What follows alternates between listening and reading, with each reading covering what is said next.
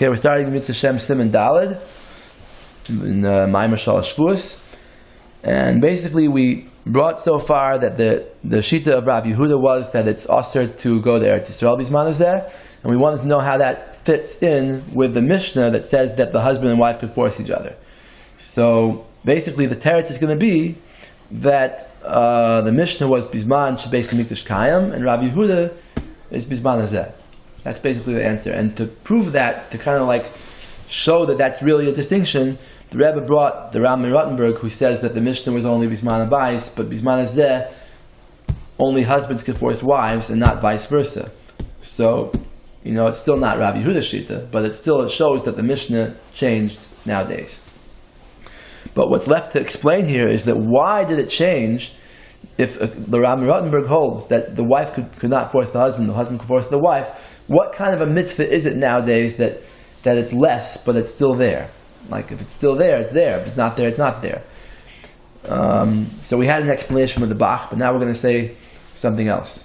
He says, another answer that we could say on this, he says, the Hinei Bedrisha Sivkot and Gimel. Bedrisha is a Pirush on the Tur, and he says, Marich, he goes on for a long time, Lafarish, Veloy Savar Haram, Kashitis Rabbeinu Chaim, Sha'achshav Ein Mitzvah Klal, V'Adar B'Eretz Yisrael. He says the Ram, the Rabbi Rottenberg, who holds that a wife can't force a husband, he's not saying that he holds like Rabbeinu Chaim Cohen, that there's no mitzvah at all, because then husband couldn't force the wife either, right? El the Savar She'ena Mitzvah Gedoyla Kol Kach, K'moy Bizman Abayis. He holds that the mitzvah is not as great as it was in the old days. And this goes back to the Igros Moshe that I was showing you before, that he says that the mitzvah is like an optional mitzvah. So that's sort of what he's saying too, except the Rebbe is going to say a different mahalach. The wife can't force the husband, but there is such a small mitzvah that the husband can force the wife. This is clear, it's true that this has to be true, that Rabbeinu Chaim Cohen is not the same shita as the Ramban in Rottenburg. Because you see the Marit, he's also cholak on Rabbeinu Chaim, but Hevi Raya me Maram. He brings a Raya from the Maram, Shekasav Shadayin Yesh Koach Al Koponim Be'ish L'chfoisa, that he says even Bizman Hazeh, the husband can force the wife. So you see clear that even Bizman Hazeh, there's a mitzvah, according to the Ramban in Rottenburg. V'Arash Hevi Divrei Aram. The Rosh also brings down the Ram. He doesn't bring down the Rabbeinu Chaim at all. So you see, one doesn't depend on the other. The Igros Moshe used it as a tool to bring out that the mitzvah is less, but basically it's not dependent on it. And also, most poskim take on that the Rabbeinu Chaim holds there's no mitzvah at all. The Igros Moshe is really the only one that I saw that really learns that the Rabbeinu Chaim holds there is a mitzvah, but he basically says that it's optional, so you don't have to do it when there's a difficulty. But basically everyone else assumes that Rabbeinu Chaim holds there's no mitzvah at all. So he's saying basically the Ram holds there is a mitzvah, right? But it's not as big. All the other poskim were cholak on Rabbeinu Chaim, they don't disagree with the Ram. Okay, but the problem is the understanding of what this means, a big mitzvah and a small mitzvah. He says, you have to get to the root of the matter here. What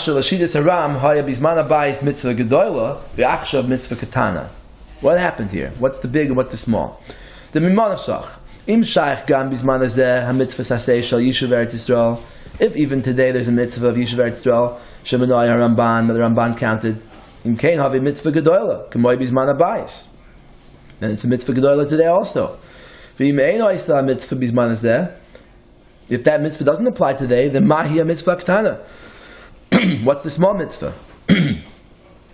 Before we read what the Rebbe answers on this, let's just look in this week's Maamar is here in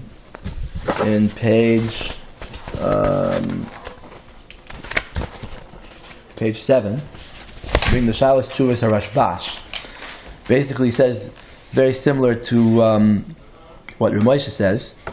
He says that there's a mitzvah of Yishuv Eretz Yisrael Bizman Hazeh, take a look. Very hard to read, but it's in the small letters here. It's very bad print. He says, "Ein safik shehadira be'eretz Yisrael hi mitzvah gedola b'chol zman bein bizman habayis bein shaloi bizman habayis." The mitzvah be'eretz Yisrael is a mitzvah all the time, even bizman hazeh.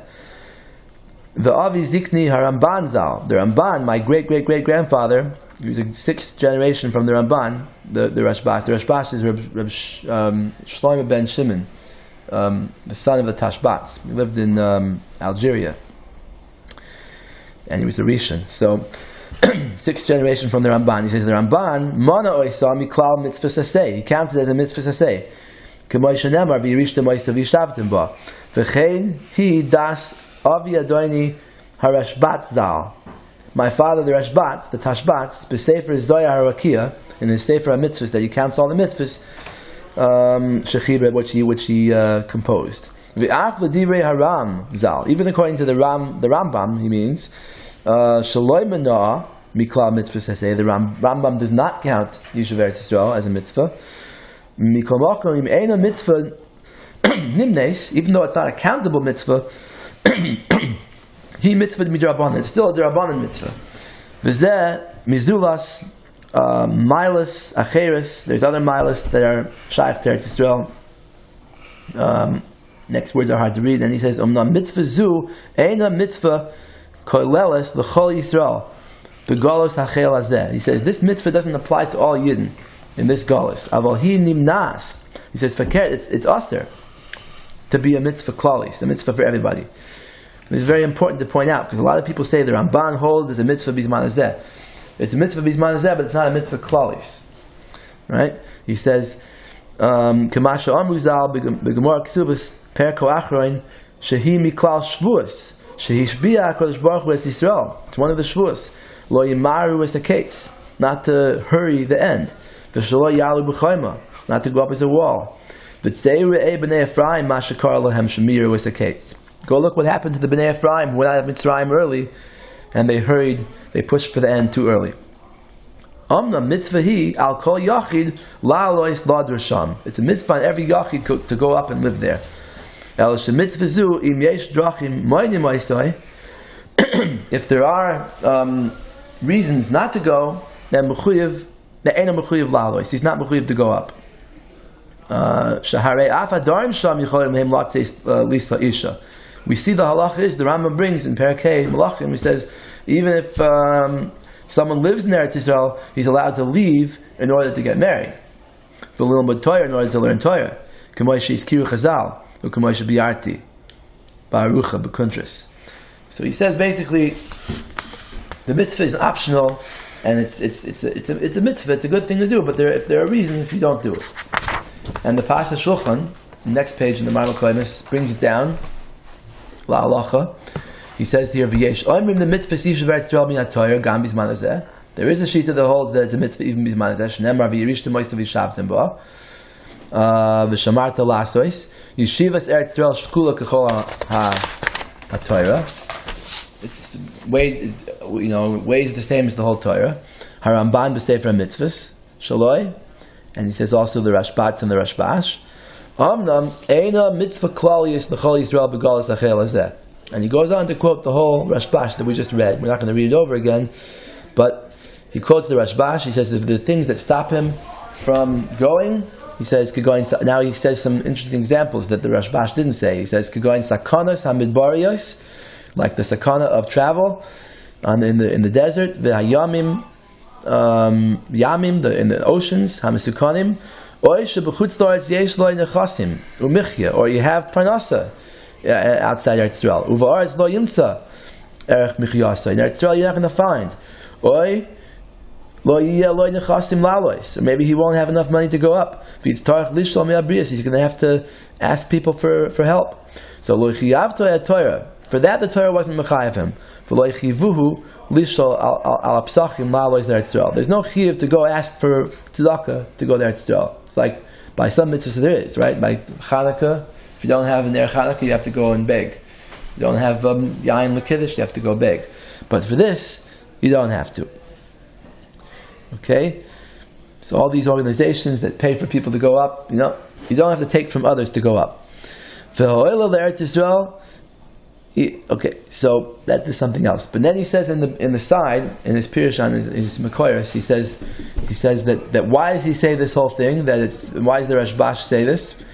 Because the Taretz Masha Kasav B'Ksubas Kufid Aleph Hamad Aleph Shlo Yalu B'Choyma V'im Haya Mitzvah Al Kol Yisrael Im Ken Haya Chiyav Sheyalu Kulam.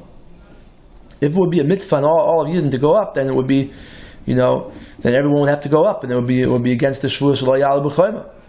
He says that it's only neged to someone who doesn't have another reason to stay in Chutz La'aretz.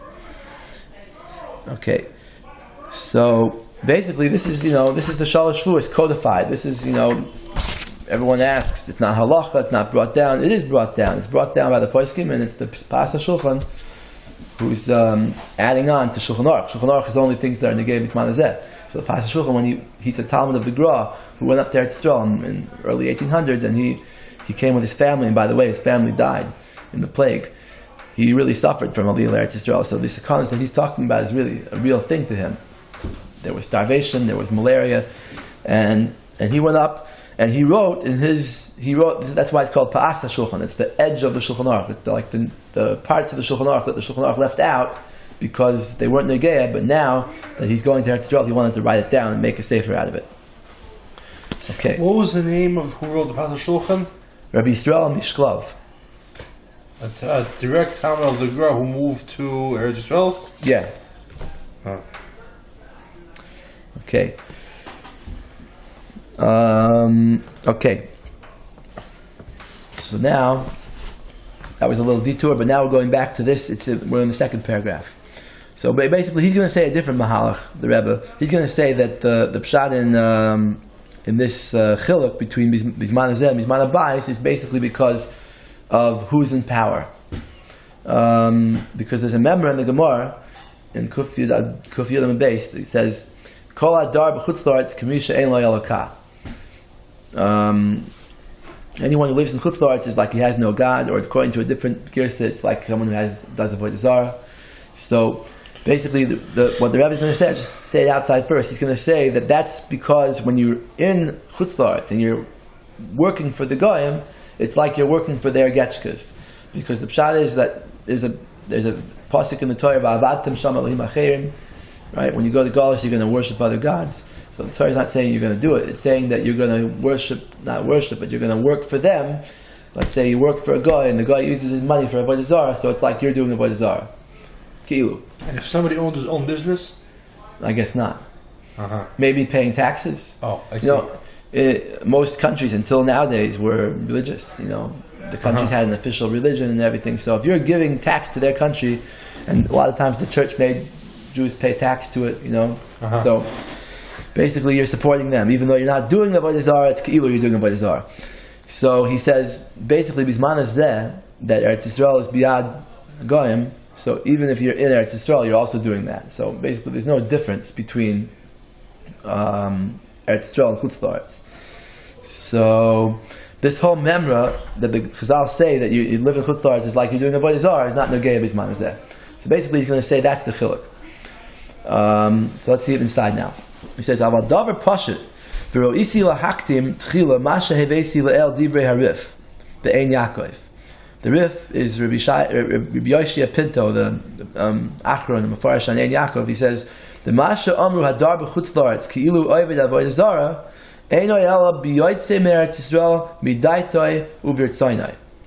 That the Rif has a question. The Rabbi Yehuda said you're not allowed to go to Eretz Yisrael. And here the Chazal are saying in the same page that if you live in Chutz La'aretz, it's like you have no God. So what's going on here? So he says it depends whether you're going out on purpose or you're going out by being forced by your enemies. He says that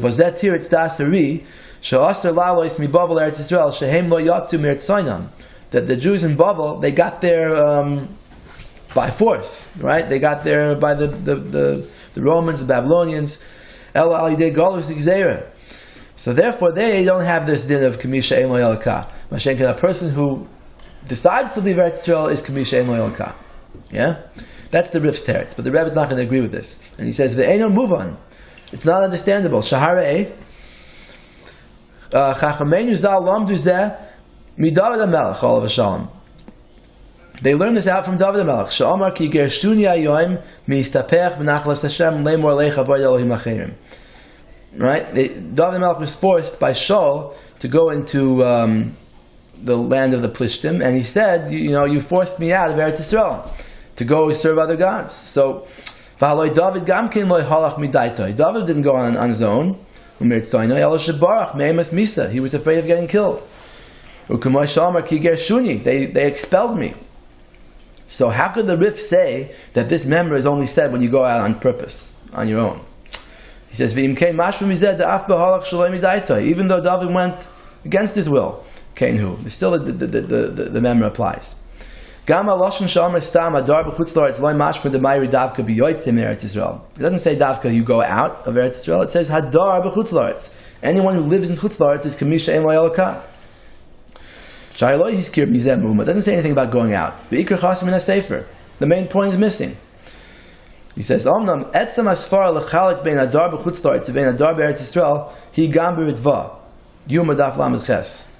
that there is a chiluk between people living in chutz la'aretz going and people who go from Eretz Yisrael to chutz la'aretz. There is such a musik. The Rif is not totally off. There is such a musik. But it's not shot in this memra of Kamisha Ein Le'alakah. That's what he's going to say. He says, Higam b'ritva Yuma daf lamed ches. The Ritva and Yuma speaks this out because he says there's a kasha there that, how are you allowed to live in Egypt? That the Torah says it's also to live in Egypt. So how were Yidden, like the Rambam and others, allowed to live in Egypt? So the Ritva goes on that kasha there in Yuma. And Vehevi, he says, he says, how could many Gedolim live in Mitzrayim? Vehevi al zeh terutzim shekas kushari rishonim zal. He brings the other rishonim terutzim.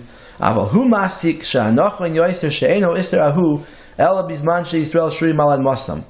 That iser only applies during the Beis Hamikdash times when you didn't live in Eretz Yisrael.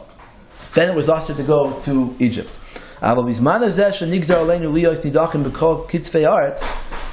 that we have a gzeir on us to live in all parts of the earth, nowadays there's no ister to go to Egypt. Everywhere is the same. Here's clearly what the Rebbe is trying to bring out, this line. He says that there's only an ister to go out if you're one of the, B'nai Eretz Yisrael, you're living in Eretz Yisrael, there's an ister to go out to Chutz La'aretz. But there's no ister to live in Chutz La'aretz. We see this chiluk, and by the way, Rashi in Gittin, Daf Ayin Zayin, I think, says the same thing. He says, She'aser livnei Eretz Yisrael. The Gemara says a story that there was a person that goes, there was the Amoraim from Babel came to Eretz Yisrael to learn, and they went back, and someone went along with them. One of the Amoraim from Eretz Yisrael went along, and they used to stop by Akoi, and then the Bnei Eretz Yisrael would go back, and the Bnei Babel would continue on their way. So Rashi explains because it was also for a Bnei Eretz Yisrael to go out of Eretz Yisrael, but not for the Bnei Babel. Okay. So the Ritva and this Rashi say the same thing.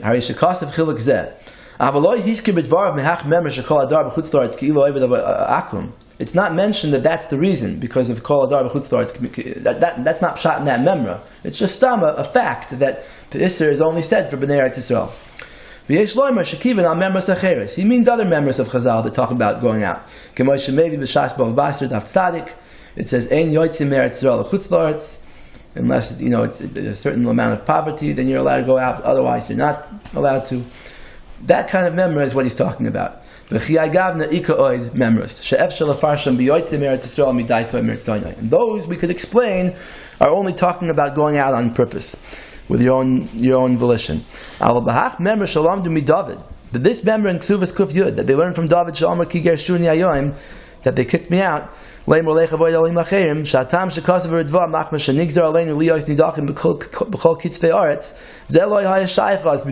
You can't learn that in Pshat and David, because David, in his time, there was no din that Yidden had to be scattered around the world. They had to be in Eretz Yisrael. We made David the Shalosh. That's when the din was true, that you're that you were forced to. So he's basically saying that in the time of David the Melech, in the time when we didn't live in Eretz Yisrael, there was a din that anybody who's out of Eretz Yisrael, even if he's kicked out, is Ki'ilu Oved Avodah Zarah. And he's going to say in the next Siman, because basically because you're serving them, you're helping them, you're paying taxes to them, so it's Ki'ilu you're supporting their Avodah Zarah. But right, but that's the pshat in that memra. But it's even when you're forced to go out, right? Because David the Melech was forced. Mashen can be zman hazeh, that there's no difference between Eretz Yisrael and Chutz La'aretz, so the memra wouldn't apply. And that's, I think, how he's going to explain the difference between the mitzvah gedolah and mitzvah ketana. Okay? Good? Yes. Okay.